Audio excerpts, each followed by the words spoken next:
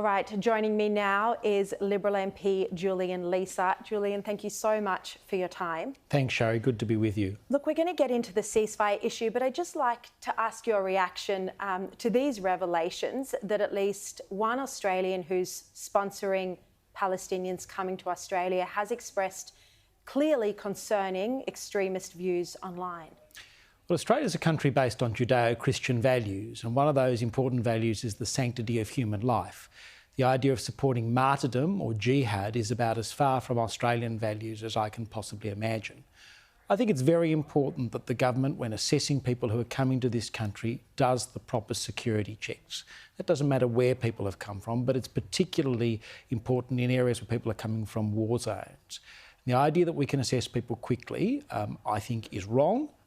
The history of this demonstrates that we need to take our time to ensure that the people who are coming to Australia are subject to the appropriate security and other checks. So overnight, or yesterday, we saw that the Australian government joined with 152 other countries in supporting a United Nations vote that calls for a ceasefire.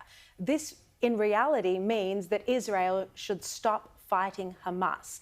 Julian, what would this mean practically if Israel were to follow, what Australia wants and retreat at this point? I think we have to remember who Hamas is. Hamas is a terrorist organisation. It's a terrorist organisation listed in our own country as such. And we should believe Hamas when they say in their charter that they want to wipe Israel off the map, where they want to see the murder of Jews all over the world. That is what Hamas is committed to. And we saw on the 7th of October that extraordinary set of scenes where the largest single murder of Jews since the Holocaust, 1,200 people attending music festivals, sadistic and satanic rapes, murders, capturing of children, abduction of Holocaust survivors. This is what has led to the incursion in Gaza. It's led to this incursion because Israel has a duty to keep its country safe.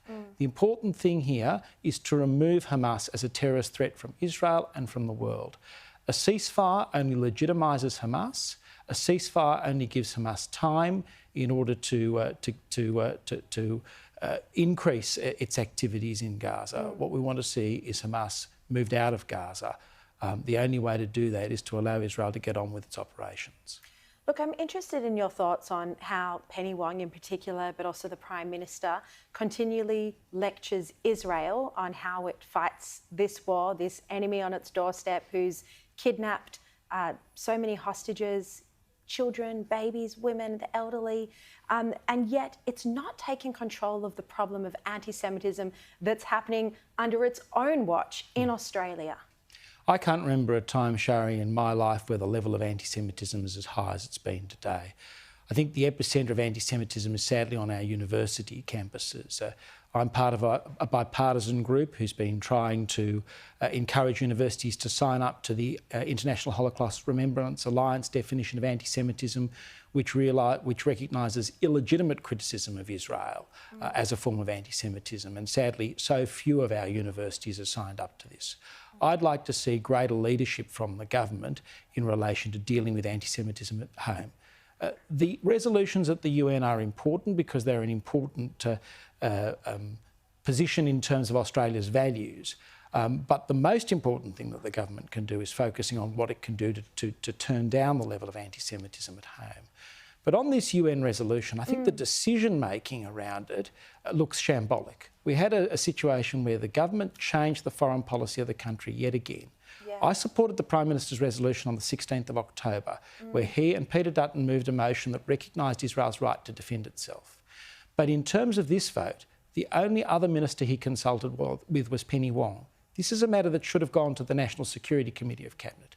There are agencies under the control of people like Mark Dreyfus, like Richard Marles and like Claire O'Neill, whose thoughts and views should have been brought to bear. And maybe if they had been brought into the discussion, there may well have been a different outcome.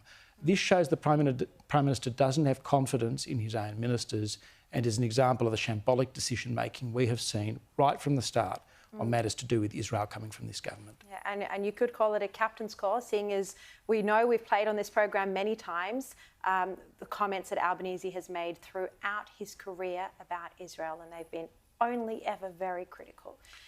Well, it's not just a captain's call because you brought Penny Wong in here, and Penny Wong's doctrine on Israel has been a doctrine of moral equivalence. Yep. Peter Dutton is right. Yep. This is a time for moral clarity, and what the government has continually demonstrated is moral weakness on this question.